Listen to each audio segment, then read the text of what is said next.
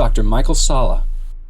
Well, it's my great pleasure to welcome Tony Rodriguez and Elena Danaan to Exopolitics Today. And we're going to be covering some really fascinating information that is relevant to an update that Elena recently got about Ceres. And Ceres was a planetoid that I first got to learn about through an interview with Tony Rodriguez back in 2016, I think it was. And it was at Mount Shasta. And we did a 5-part interview. And he talked about his time on Ceres. That was the base for a Dark Fleet merchant ship that he served on for a total of 13 years. And he got to spend a lot of time at Ceres between missions and knows intimately about Ceres. And I think he's really in a good position to be able to comment about Elena's update about Ceres that she just received from the Galactic Federation. So welcome to both Tony and Elena. Hello. Hello. Happy to be here. Thank you, Michael. Yes. Well, I want to first begin, Tony, by just saying that back in 2016, one of the things that you told me was at the time, what was major news was the Dawn spacecraft that was making a rendezvous with Ceres. And it took photographs, and there was this mysterious white spot that was like big news for at the time, and people speculated on that white spot. But you said something about the white spot, that actually it being a geyser. And it actually turned out that years later, NASA confirmed that. So, well, why don't you just start by telling us a little bit about your how you got to see this geyser on Ceres as while you were serving for the Dark Fleet merchant vessel? At the time, I was a cargo engineer, and I was working on a craft that was basically doing cargo trade missions on interstellar flights. It was a very carrot and stick system, so that if you did your work really good, you got rewarded. And if you were lax in your duties, you would get penalized. So we worked very hard. There was a time that we flew, I believe it's Ganymede that has all the geysers. And months prior to that, there was an eruption of geysers. And we were given time to leave our posts and go look out the window and observe the geysers as we flew over Ganymede. And I did not, because I wanted to work and get extra credit. And what happened was, as a result, for months later, everybody on the ship talked about how beautiful the geysers were. And I regretted not doing that. So the Ceres geyser, I was told, goes off in random fashion between 6 and 9 year intervals. So every 6 years possibly, or it could take 9 years. It was either 6 to 9 years of that time period, it will go off again. And it went off, and it was only like 3 days or something that it would give water. And so we were given we made a pass over the Okator crater, and we were given time away from our post. And this time I made sure, because I had regretted it in the past. And I went to the C deck, the mid deck of the ship, and there was an observation window, it was very crowded. And I stood next to one of the smaller windows next to an officer. And as we flew over, we could see the white deposits. They're deep too. That's the other thing, is they're a meter deep of the salt. And I asked him, I said, it seems to me we could use those. That's a resource, we could use that. And the geyser shot up about 10 kilometers into the, off the surface, and then the water evaporated, and the salt and the deposits would snow back down in a cone around it at different speeds. It was absolutely beautiful. I've had artist renditions of it, but none of them do it really justice. They're always, the Okator crater is a big place. It's 55 miles wide or something. But it was beautiful. And that was one of the memories that stayed with me the whole time, even after I had been erased. Like in my teen years, I remembered that, looking at it, and I remembered that conversation I had with the officer. But at the time I said, it seems like we could use those chemicals down there. That's a resource. And he's turned to me and he said, the only thing you could go down there and scoop it up, and you could use it and take a nice bath. That it was salt with a slight amount of magnesium in it, that there was magnesium, but it was basically just salt. And at the time that you and I were in communication, NASA was distant. The Dawn probe was still far away. It wasn't close up, and it was getting pictures that were still pixelated. But and then in the months to come, when it got when the Dawn probe got into orbit, it did a prior scan, and they didn't know what they thought it was a soup of chemicals that they were assuming, and it wasn't until August of last year that they confirmed that it was salt. In the article that I sent you, so Yes, that was very valid. Any little thing when you come out with information such as this, that's fantastic to the average person. Every little stitch that can help validate you is just. It was a very moving moment for me when that article came out. I was moved.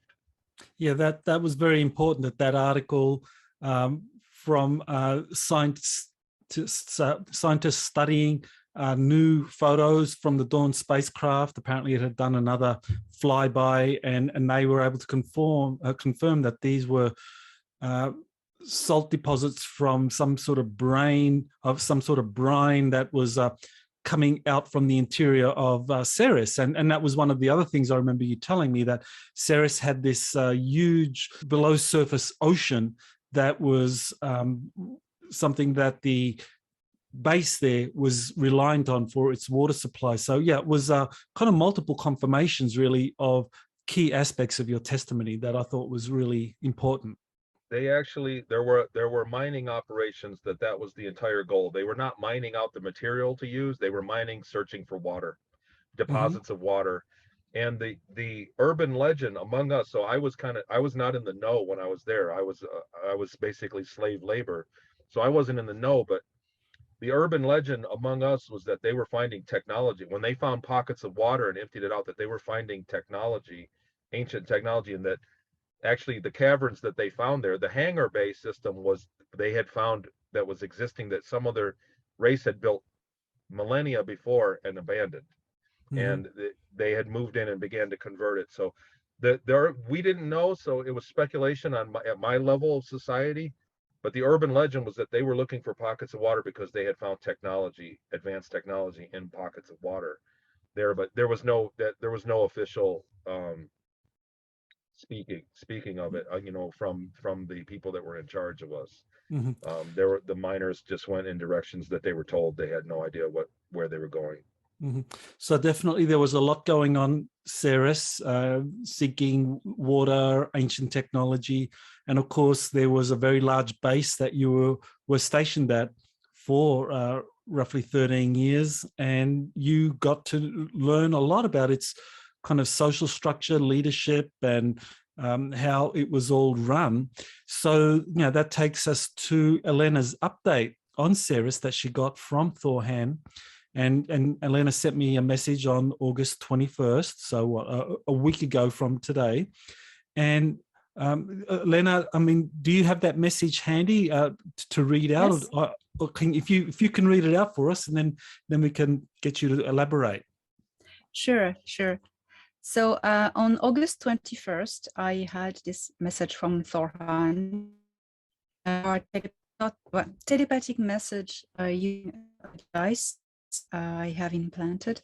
So here is what he said, and it was really with an official feel energy. The fate of Ceres colony has been debated with great attention until lately, coming together with a common decision with the Zene Council and the Earth Alliance.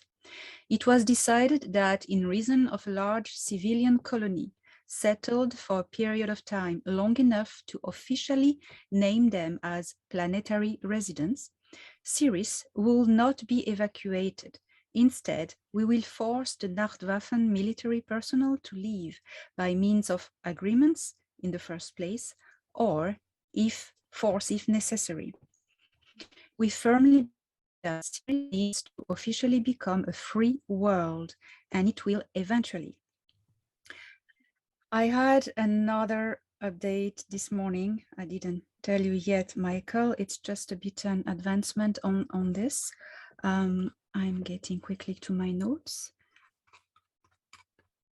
Here we go. So just like that. So Thor Han showed me a visualization from a ship in orbit of Ceres. So he said the operations are the liberation of Ceres have started. They are highly sensitive because this planetoid is much populated. No time or opportunity there regarding to how things are set on Ceres to infiltrate and apply the usual tactics of training and empowering the locals. The Alliance, well, the Earth Alliance, attacked the armed force of the Nachtwaffen directly in a precise and tactical punch operation. The reason why it took that long for the Galactic Federation to intervene on Ceres is precisely because it's a tiny place, dense with civilian population. And Thor Han told me that the civilians were very happy to cooperate with the Alliance. It's very messy and chaotic at the moment, but the Alliance is in control. The Nachtwaffen officers have chosen to fight to death, but most of the personnel are being evacuated safely with the help of the Alliance. So that's what I got. Now, I mean, Tony, is that making sense to you, or? Well, you know, before we kind of like get Tony to chime in on that, it'd be good to know. Yeah. You know, the Earth Alliance that is working with the Galactic Federation and forcing the Nachtwaffen or the Dark Fleet to abandon Ceres. You know, just explain who makes up the Earth Alliance. The Earth Alliance is a joint force, military force of the Galactic Federation of Worlds, humanoid soldiers, and Earth. I know the US Navy is involved, and other countries are also recently have been involved in the Earth Alliance. It is the Earth Alliance, this cooperation of military, extraterrestrial and human, who are working in the undergrounds, clearing the dumps, and who have worked on the moon, clearing the moon. So it's a joint structure, and the Solar Warden is part of it. Mm-hmm. Well, I think clearly the Navy's Solar Warden program would be part of that. Now, I imagine the Russian secret space program would also be involved with that kind of liberation. Now, would the Chinese space program be involved? I mean, that's another question. Do you think they're involved with this Earth Alliance? It is possible because it started with the US Navy, and during the last 4 years, I've heard, other countries joined. So it is an international Earth Alliance. Mm-hmm. So. Good. All right. Well, now in your message, well, the second one especially, you focused on the civilian population. It's got a very large civilian population.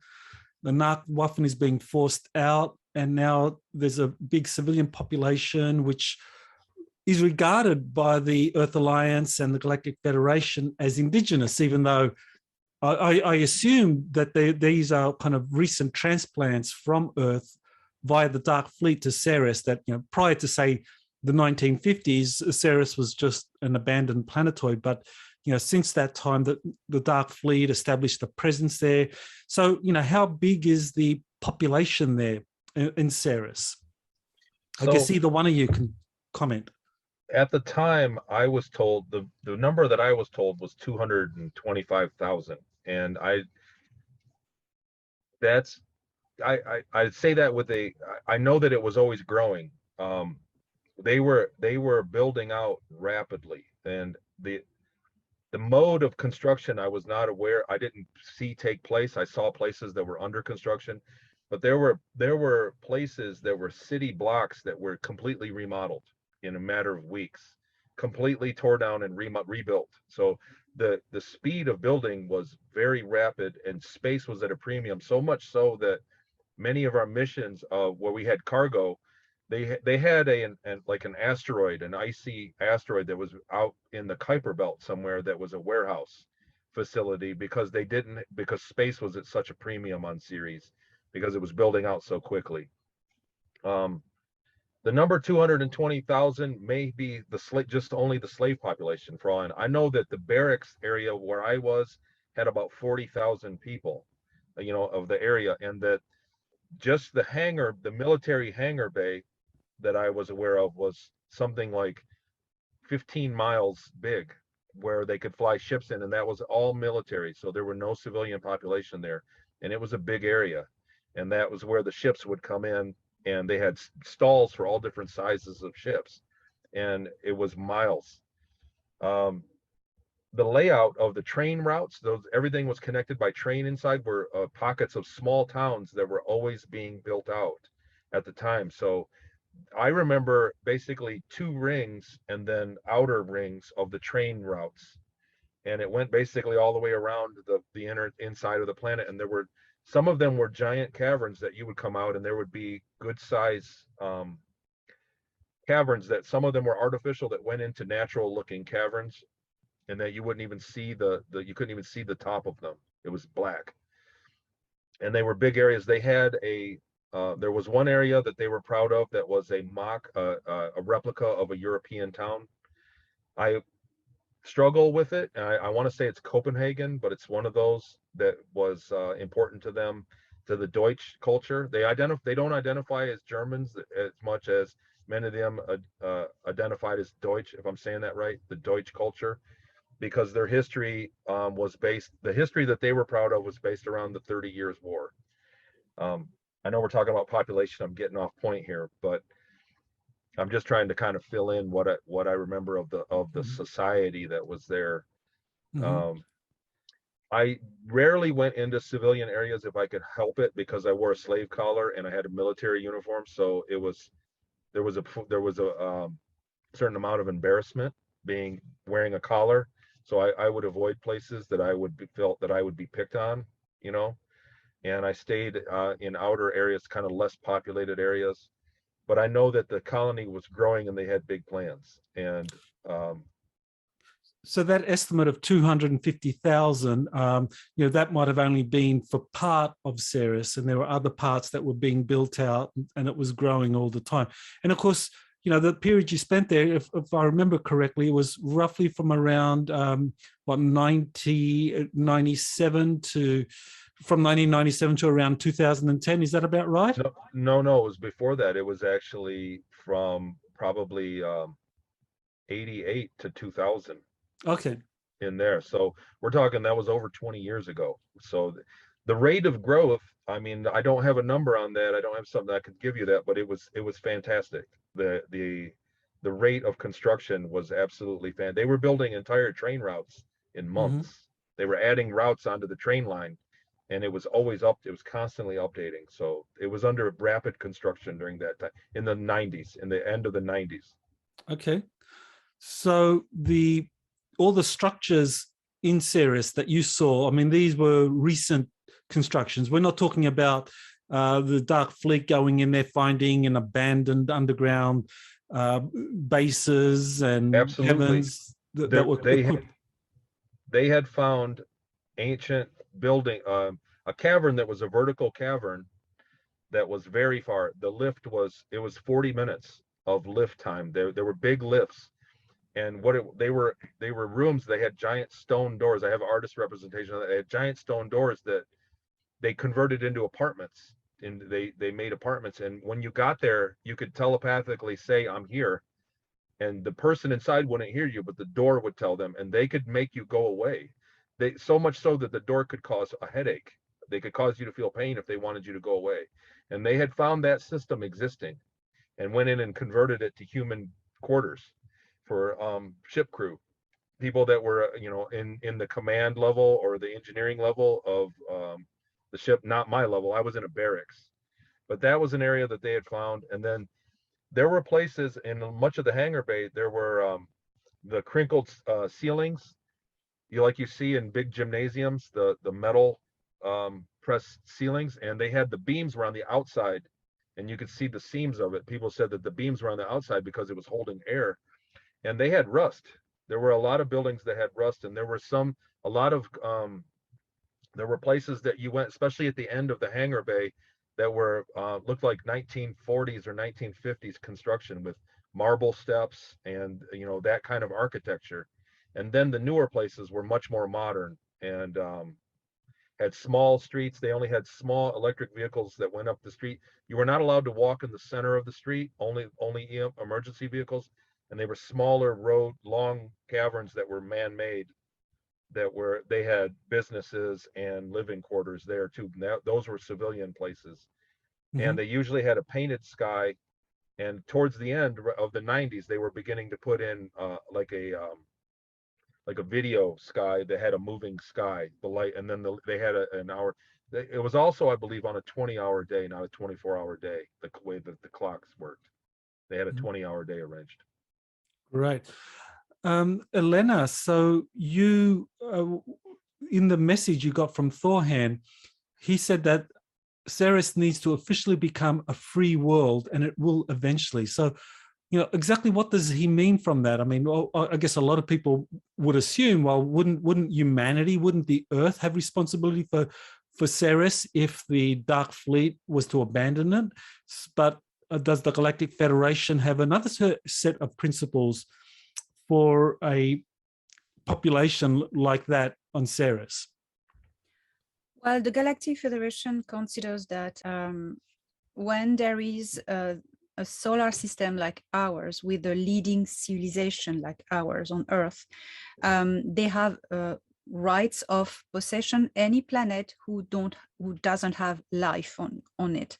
So, for instance, any planetoid without life, it's under their responsibility. So Ceres has a human colony. There's lots of civilians. So these are people from Earth. So it's under the jurisdiction of Earth. But as they are considered, these people, as it should be, these people are considered, as he said, they've been there so long that they have been there long enough to be considered Ceresian, I don't know, Ceres locals. So the planetoid belongs to them. And so being free as a free world means being liberated from extraterrestrial occupant, from anything that is not from Earth. And that is liberation from Greys, because apparently Greys have a hold on Ceres as well. But and getting rid of the tyranny of the Nachtwaffen, because they work with the Greys and the Sicars and the reptilians, and they are not considered really on the side of the Earth civilization, so they are considered on the side of the enemy of Earth. So once they are not under the tyranny of the Dark Fleet, they become autonomous and can really take possession of their planet and do whatever they want with it. It's theirs. So it's just getting them liberated from this tyrannical regime, which is involved with extraterrestrials. So I don't know if that makes sense to you. Yes, it does. And it's a very important point because, and we will get to Mars, but it does seem that Ceres is likely the first place in our solar system where this free world is going to be populated by humans descended from Earth, but where the Earth itself doesn't have any direct jurisdiction, that they are kind of like on their own. Yeah. So that's very interesting. So Tony, I know you would know a lot about this, the structure of the civilian leadership or how that would be set up. So, well, what do you think is going on with Ceres now that it's been liberated, or that the military, the Nachtwaffen has been cleared out, and the Greys and the Dracos are gone? So there were a couple of other species of ET that I still have trouble with names. I'm very impressed with Elena, the amount of information she has with names of ET races. But there were two other indigenous ones, not indigenous, but that they came from there, but that basically they had a fairly large population there as well. But the civilian government was completely ran by the military. The military had total control over the civilian population there. And when times that I rode on the train, I was not supposed to, by policy, by what I was not supposed to interact with people, but you still can't help but overhear on the train rides. And the people in generally the civilians that I listened to were not happy with their life. They had an air of fear of them. They were very careful not to speak. When the two of them would get talking, there were things that they were afraid to speak about, and everybody was aware that they were being watched. And so the general feeling I did not witness very happy citizenry very often. There were the crew on the ship that I worked on that were indigenous Deutsch crew, or Germans that were there, were also very, very happy with their situation. So they had a great amount of authority, even if they weren't very high up in the military structure, in the civilian. And they had prearranged marriages. They were doing like you could opt in and out of a program. But I remember that one time there was an officer that had his choice of 2 or 3 different women, and he finally did settle down and get a wife. And from the conversations that I heard around that, it was a very old-fashioned, like she was very not, very old-fashioned, where the women didn't have a lot of rights, and he had basically complete authority over her. And that was basically the family structure.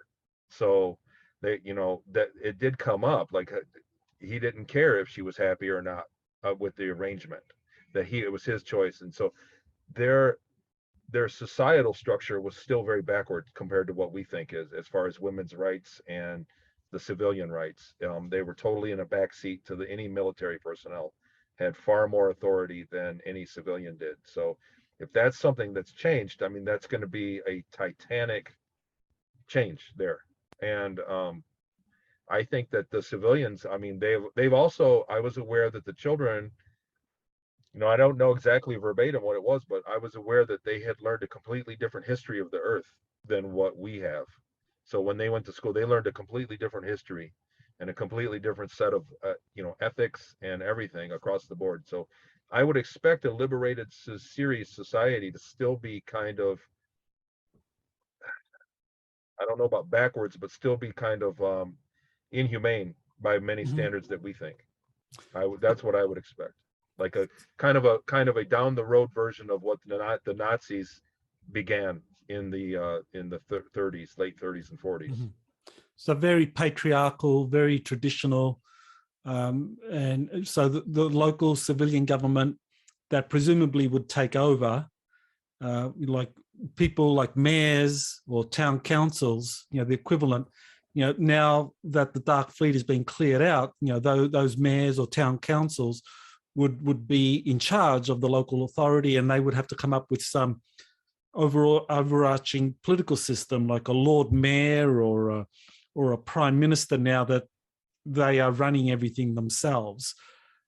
So that's very interesting. So, Elena, does the Galactic Federation have expectations on the kind of nature of the political system for a newly liberated area like this? Like, would the Galactic Federation tell the newly liberated, say, Germanic cities and mayors and town councils there to, like, we expect you to respect human rights, we expect you to kind of like believing equality for women and that sort of thing? That's difficult to say because I don't know how far they can be involved in this, because their ethic is not to interfere in the development of a species. Just, well, when it's needed, they do it. But then there is so far maybe they want to go. I think they will give them some guidance, but they will let them organize themselves. Take care that they don't kill each other, of course, but they will let them organize, because it's not getting out of a tyranny to go into a new system where you will have other people who will come and tell them what to do. That's not the point. It's to set them free, and they're on their own. Well, they're looked after from far, but they are on their own, and they need to regain confidence and sovereignty, so they need to do it themselves. That's what I believe, watching how the Galactic Federation behaves. And something that what you were saying, Michael and Tony, about you both, about a community that is at a different speed than the Earth regarding to, well, for instance, women's rights and things like that. Maybe that's why I think it's a unique culture that grew to its own, and maybe because they are locals now, they're considered as a whole culture on its own, unique. Maybe they need to have their sovereignty and not being too much interfered with. That's why they won't be under the jurisdiction of Earth, which is like so more evolved in human rights and stuff like that. So that would be my take on it. Yeah, well, the very interesting question is, would Ceres be economically self-sufficient now if the Dark Fleet is removed from the picture? And the Dark Fleet had outposts on the Earth. I mean, we're talking places like Antarctica, Mars, and the Dark Fleet would have been able to move a lot of resources and people between those places. But now if the Dark Fleet is cut out, that would mean that, well, on the one hand, Ceres would have to be economically self-sufficient. Maybe this kind of merchant space marine that Tony was a part of, maybe they would bring in supplies. But I imagine at some point they would have to reach agreements with the Earth governments for things like resources or having people move in, or whatever needs that they have. That it would be very difficult for a small place of, maybe it's 500,000 now, just estimate, to be able to kind of go on its own if the Dark Fleet is cut out. But maybe the merchant marine would bring in enough. I mean, Tony, you served on that for 13 years. Is the trade, are the resources they bring in enough for a place like Ceres as a free world to survive for decades to come? We took a great deal of cargo from the Earth to Ceres. There were times when we took excess military surplus, boots, clothing, things like that. We would take there. We would take whatever was extra and go there. There were supplies that they still relied on. We needed cargo to go there. They were not self-sufficient at the time that I was there. Also, because I sat in on mission briefings on the ship, the citizenry had no idea of the situation of the supply lines. But because I sat in on mission briefings, they were very aware that we were locked out of trading with other outposts in the solar system because they were slavers, because they had slavery, and because of their political system. They basically, we were not allowed to go to Saturn. We were not allowed to go to Venus. There is a species on Pluto. We were not allowed to go there. We did flybys, and they would kind of announce it over, we're flying by Pluto, but we were not allowed to go there. And what I mean that, I mean the Ceres colony was not allowed to trade or interact with those races in any way. So their political system, because they were subservient to a base, they took their orders from a base around Jupiter that was a Draco base that was inside a temporal bubble. And that's basically where the hierarchy came from. And from Antarctica. There were times they went to Antarctica. We referred to it as high command. I don't think Antarctica dictated Ceres colony policy. I think that they were subservient to them on the structure, but it was the policy changes on Ceres colony came from Jupiter, came from that base around Jupiter. And because of that, they were locked out of doing business with many colonies, other colonies inside the solar system. And with, I guess back then, what you would say are branches of the alliance, the current alliance, they did not do business with them. And even on the moon, there was still kind of an uneasy thing, uneasy relationship when Ceres colony personnel went to the moon, to bases on the moon, and did business there. It was kind of like they had a pass. It was a temporary thing. It was an uneasy relationship. So I could see things like that changing, because if the military's out of there and they tapered back on the slavery, maybe new doors would open for them. But we were well aware at the time that they were not self-sufficient, even with the technology of replication and with the water that they had. There were things, the energy was an issue. The free energy systems that they had acquired from other ET species, and it was about power output. So it's easy to get a box that gives you 1,000, I'm throwing out arbitrary numbers, 1,000 watts of power, but they needed petawatts of power. So to run the artificial gravity plating throughout the entire Ceres colony. So, and these were hard to come by, that they had business deals with other races that gave them exotic generators that had high output. So that was power limitation was the name of the game for them for us at the time. Power limitation on the ships and on the colony generators. So that was one of the issues for them, was overall power output and just other human supplies. Also, real food was a premium. Real food was, the economy was driven by real food over replicated food. Okay, so we know now that Ceres traditionally has been very reliant on Earth for trade, and so now that the Dark Fleet is out of the picture, that there would have to be some kind of negotiation or agreement reached with Earth authorities. But there is a framework now for that, which is the Artemis Accords. The Artemis Accords are a set of bilateral agreements between the US and other nations. That I believe at the moment there's 13 nations officially that are part of the Artemis Accords, and the Artemis Accords sets up things like safety zones and protects the operations of national space programs in these safety zones. So it would be very easy for, say, Ceres as a free world to become a signatory to the Artemis Accords, which would mean that they would get protection for their space program.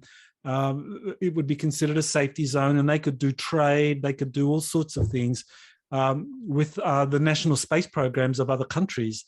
So yeah, and maybe this is part of the rationale for the Artemis Accords, that it allows places like Ceres, which has this very unusual status, to kind of like join with the rest of the Earth's nations, and it benefits Ceres as well, because the Artemis Accords recognizes national sovereignty.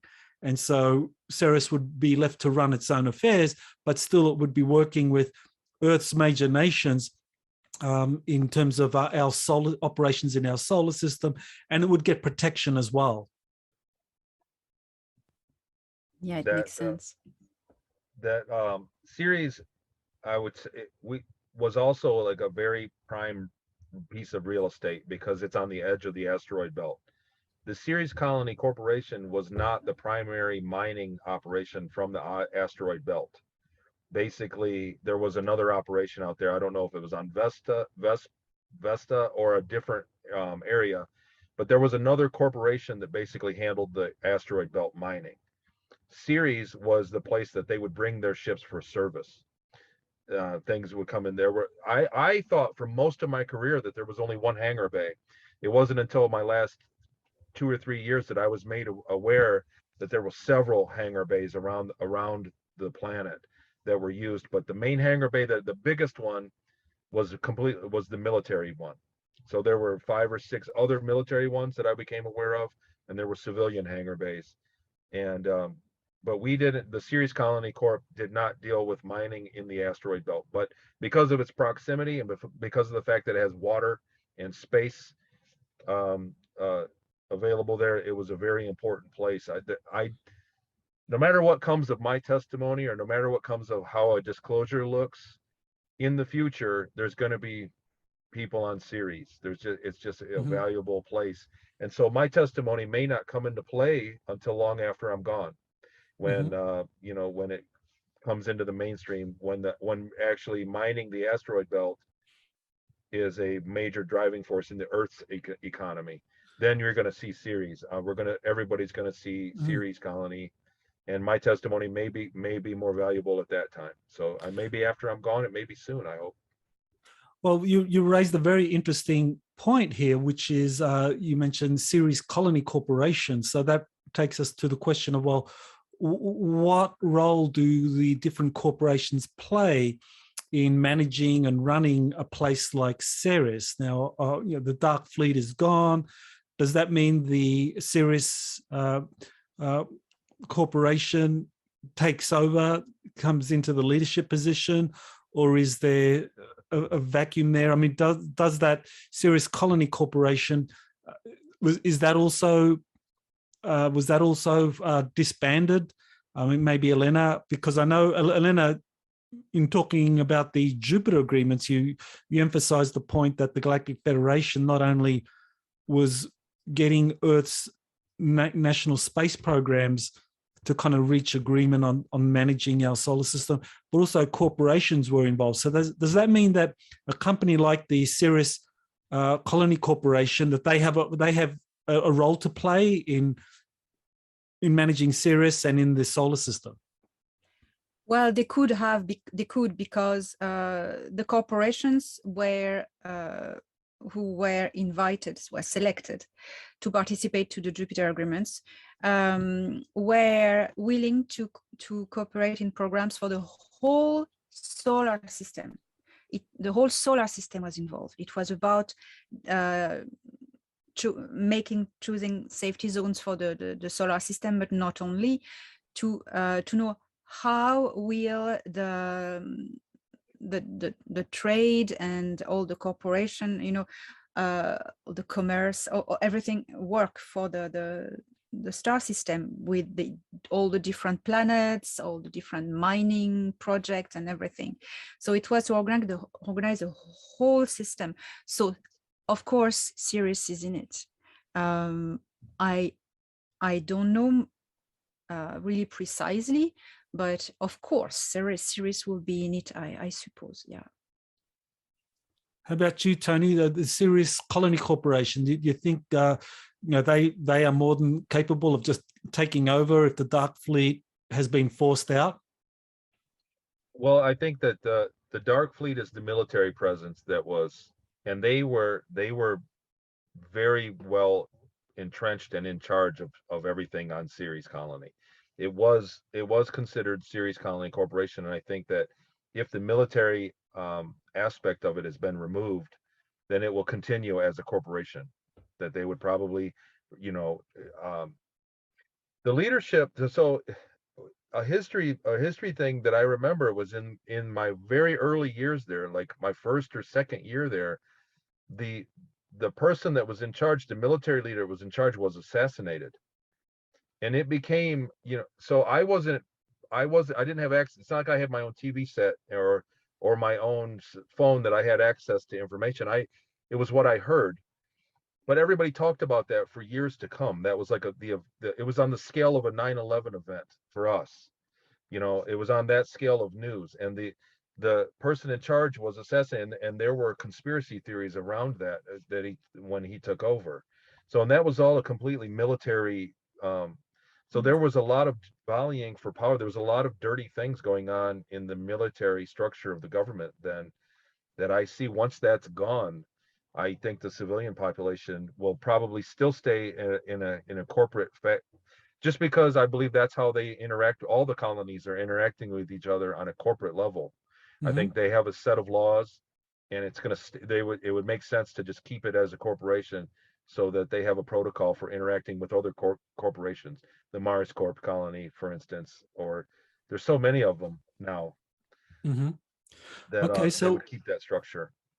So when we consider Ceres becoming a free planet, it actually would be a planet that is run by a corporation, the Ceres Colony Corporation, which would be interesting, because this is probably the wave of the future, that many of these outposts, whether we're talking the asteroid belt, whether we're talking about the moons of Jupiter or Saturn or beyond, that eventually it'll be corporations that establish a presence there, and that it'll be the corporations that have like the sovereignty and are in charge, kind of similar to the Americas in the 1600s, when the British Crown would give a charter to different corporations to establish colonies in the Americas. So, that sort of thing is probably what's going to be happening in our solar system now, with this new setup, that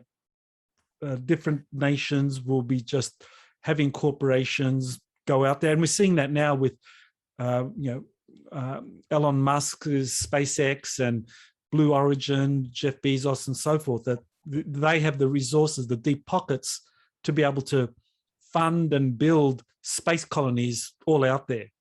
So I just wanted to move on to Mars, and Elena's had a lot to say about Mars in terms of the liberation.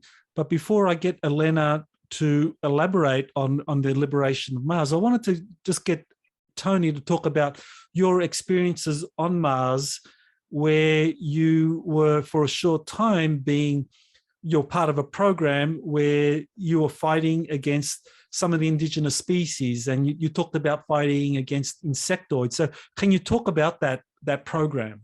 It was a experimental program. They were trying to get numbers. So they had soldiers that were well equipped and very well trained, but they just couldn't get to match the numbers that they had. And I was part of a program that they were experimenting with on very minimally trained, minimally equipped slave labor. To put it bluntly, we were trained on the moon and basically mind programmed to just not have a fight or flight response or a flight response. So in the face of danger, we were programmed to fight only, and not, that was basically the training. But we went out and did a few active missions, and what they found was that the insectoids, to the strategies that they employed with us, we were basically like a distraction on the battlefield, like a bounding maneuver. We were the bait on a bounding maneuver on the battlefield, and it worked well at first, but they concluded that the insects adapted to the strategy much faster than they were anticipated to, and they canceled the program. So at that point, I was retrained. I was moved from a forward base, from an abandoned forward base that had been overrun at one point by the insects. I was transferred from that to a city, and then they gave me an assessment, an aptitude assessment, and then I was in ship maintenance after they trained me and then shipped me off to Ceres colony, where I spent the remainder of my time in space. Did you, during your time on Mars, encounter the indigenous reptilians there, or were you told about them? No, we were told about them. I heard talk about them, but I think in one briefing I saw a few pictures, quick pictures of them, but I did not come in contact with any reptilians during the entire time I was there. Okay, but at the very least, you know that there's an indigenous insectoid species which is highly intelligent, which has been fighting against the Dark Fleet and the corporate presence on Mars, and that there are reptilians there as well. And you mentioned being taken to a city, and that was Ares Prime. So just, what is Ares Prime? Well, it was a huge network of underground structures. And so when I came from the hangar bay into what looks just like an airport, was a big dome that was underground. And the dome itself was made out of clear material. You could see the earth on the other side of it, the dirt. And it was underground, and the very top of the dome, you could see blue sky. And dust swirling around. So the dome was built just under the surface of the sand, and then that connected, and it was very modern looking structure, a very modern looking concrete work. It was flowing. A lot of the walls were flowing and curved. It was very aesthetically pleasing. And during my time there, I had my own, like an apartment. I had my own bathroom with a sink. For me, it was luxurious from what I had been through previously. Well, now I just ask Elena to tell us about your latest information about the liberation of Mars. So yeah, I go directly to read the intel I had on August 26th, just recently. So the intel from Thor Han was, first he gave me this message: Mars is free, Deimos is being evacuated. And then later in the day, he said, at second contact, the situation on Mars is chaotic at the moment, as the local Martian resistance is rushing to take hold of the underground facilities that have been evacuated. All human personnel was safely sent back to Terra and will be replaced. There is now a situation where the Martians need to comply to the recent agreements reached between their leaders, the Galactic Federation of Worlds, and the new Terran corporations allowed to settle colonies and conduct their scientific and commercial operations. I trust this will go well, for this is a new era of prosperous and empowering cooperation for the Martians' benefit. They just need to calm down now in this euphoric celebration of their victory. So Thor Han told me that the local Martians he had explained to me were three main categories of species. One human reptiloid one insectoid, but the insectoid species has many variants, but they're all insectoid, and some creatures who are lower intelligence, but they are very strong. It's like they call them the burrowers. It's big worms. It's between a worm and the salamander. He said it's a big worm with small paws. Those are used to dig. So these, especially the insectoids and the reptilians, are obviously hyper excited, and they are very difficult to manage. And Thor Han had told me during the month and last year, they were training, the Federation was training the locals. They've done same as they did on Earth. They created an alliance, military alliance. In secret, they've given them technology and they've trained them to groom them, to prepare them to take back their own world. That's what happened. But these species, these Martians, are not as disciplined and compliant as us on Earth. We would. They are quite wild and independent. So now they just need to really watch they follow the agreements that have been passed, to these sort of things. So I'm just wondering, Tony, how you kind of feel about that personally. I mean, that knowing that that the bases that have been set up on Mars, whether by the Mars Colony Corporation, whether by the military, the Dark Fleet, that these bases, these facilities have been all overrun and taken over by the indigenous species, the insectoids, the reptilians, that you actually had at one point been involved in fighting against as part of this kind of like this Mars Colony Corporation and Dark Fleet agenda. It would be, the vision that comes to mind is that you're talking about tens of thousands of people, million people displaced. So if that was happening on Earth, we would have a huge disaster. So if they moved out, Elena, if I heard you correctly, you said that they've been evacuated? Yes. The people yes, have they've been evacuated and they'll be replaced. So I don't know where they. So that's an incredibly huge undertaking, by any means, by any standard. So for that to happen is unprecedented for that kind. What I remember, it was a very populated place. It was far more the structures were much bigger than Ceres Colony in general. When you went, if you went to a restaurant on Ceres Colony, it was smaller than a restaurant on Mars Colony. It was, that's the easiest way I could put it. It was everything was made big there. So these were big places, and for them to be overrun and for that to just totally be abandoned is unprecedented. That's a I hope there wasn't a loss of life kind of thing. Yeah, they probably have been displaced to maybe space stations or other places on Mars. I don't know. Well, that would be very interesting. Find out where the residents of those bases have gone, how that evacuation and how that went. Because Tony's correct that there would have been a significant population there, because this presence on Mars dates from the 1950s, and there were agreements during the Eisenhower administration, and the Apollo program was a cover to get enormous resources over to the Mars facilities. So we're talking about a significant population, and if all their bases were taken over and overrun by indigenous species, yeah, that would be kind of like, for them, it would have been a cataclysm. But of course, from the perspective of the Galactic Federation, the Dark Fleet was this manipulated tool being used for an evil purpose, and everything that it had created needed to be dismantled. So yeah, we can understand why they did what they did.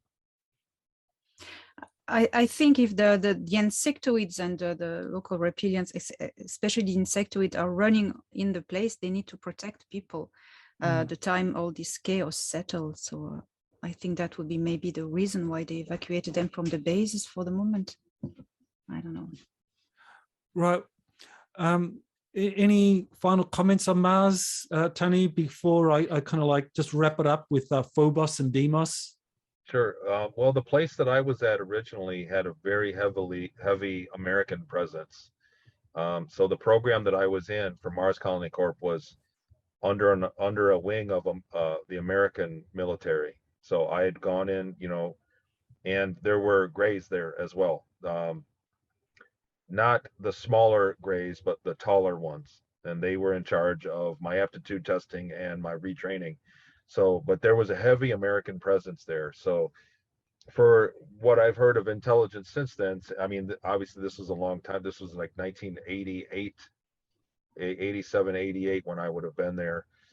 So it seems like much changed, and more of the Nachtwaffen moved in and had a much larger populace there from what I'm hearing. I'm only speculating on that. So I don't know how much of it would still be an American, a U.S. or an American presence. I don't know how much of it was lost there. Well, I know Randy Kramer talked about the Mars Defense Force, and that sounded as though it was kind of like very heavy in terms of an American military presence that was there to protect Aries Prime from the indigenous insectoids and the reptilians. And so if the Galactic Federation has reached agreements with the Earth Alliance for the Dark Fleet and the corporation on Mars to leave, then I assume either the American presence there was also evacuated, or they maybe have set up some safety zones there. That would be a very interesting question. So I know, Tony, you have to go. So I just want to thank you for taking the time out to do this interview. I know you're there at Mount Shasta to do this conference. Is this conference just running the weekend? Does it go into the early week? It's over the weekend. I had the pleasure of meeting Alex Collier yesterday, and Laura was there. Laura Eisenhower is there, and among many others. It's been a very good crowd, a very good vibe. There's a few hundred people in the audience, and there's a couple venues. And the forest fires are here. They have cleared out, so we're getting some nice days.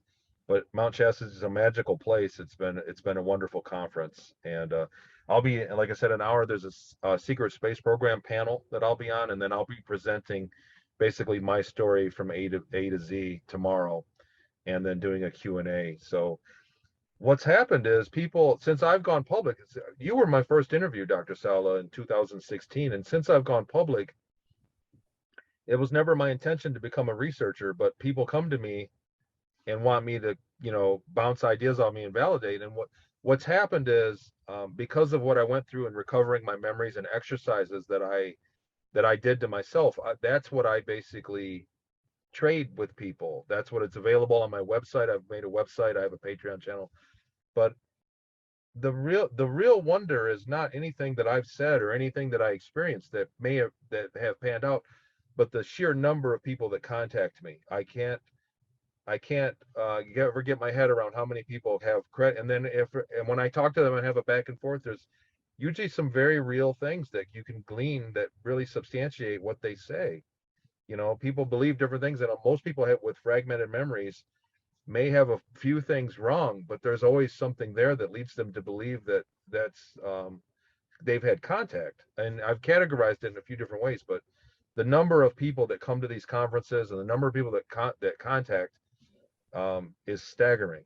So there's a huge amount of people that have had some kind of contact with something that erased their memory. So that's kind of what's happened to me. And I'm going to start gearing my conference talks around that phenomenon. That's kind of where I'm going after what I've been through. I think most people can access my story online. My website, tonyrodriguez.com. I'll plug that shamelessly. Perfect. And do you think you will eventually get a book out there, or is it? The book is finished. So I was unable to write the book physically because there are many times when there are people that have read some of the transcripts of my book and wanted to were made sick from it, because there are some very bad things, and it was very hard to relive as I was writing it. So somebody volunteered to help me, and I would send recordings, and it would get transcribed. The book is finished. It's being transcribed. I got another week to go, and I'll get the final transcription of it, and then we're editing it. And I'd like to be in touch with both of you. You guys are both great authors, and see where I'm going to go with how I'm going to make it available. But the main body of work, it's been over 4 years that I've been working on it, and it's been finished. I just finished it about Friday the 13th last month, right? Elena, I believe, finished her second book the same day. And Yes. so that was a neat synchronicity. Well, the book's done. Incredible. And it was very painful to write. Writing it was a different emotional quality and than telling it. And I relived it, a lot of it. So it was a painful thing. But I think it's going to be very enlightening on a lot of things, and how basically my story. So what I went through. And like I said, I think it's important later in life, long after I'm gone. I think my account is going to be handy to somebody out there. It's history. You know, I'm a piece of history. I'm not an alive, ongoing thing that's going on, but what I witnessed a piece of history, and I think, you know, it's important to keep history.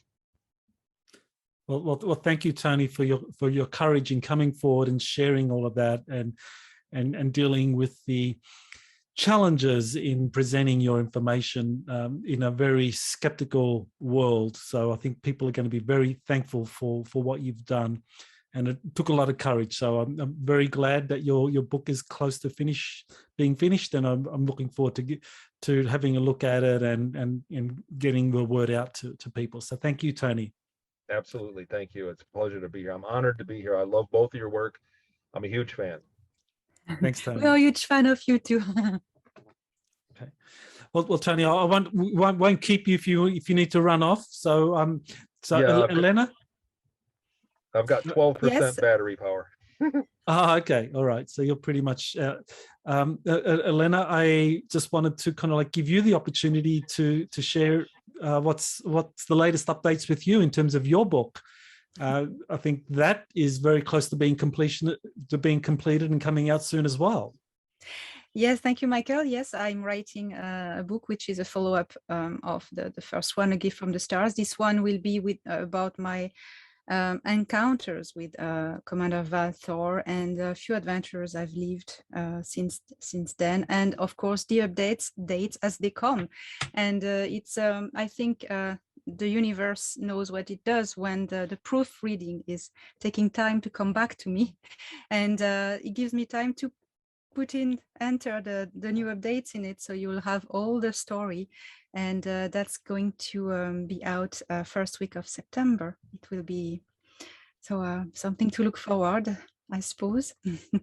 Fantastic. Well, I am looking forward to that and all the amazing updates that you've been sharing with me. I think people are very appreciative to learn about what's been happening in our solar system, and it seems that the next few years are going to be an incredible time of awakening, and both of you have played an important role in that with your experiences and your respective books. So it's been a pleasure interviewing you both. So thank you, Tony and Elena.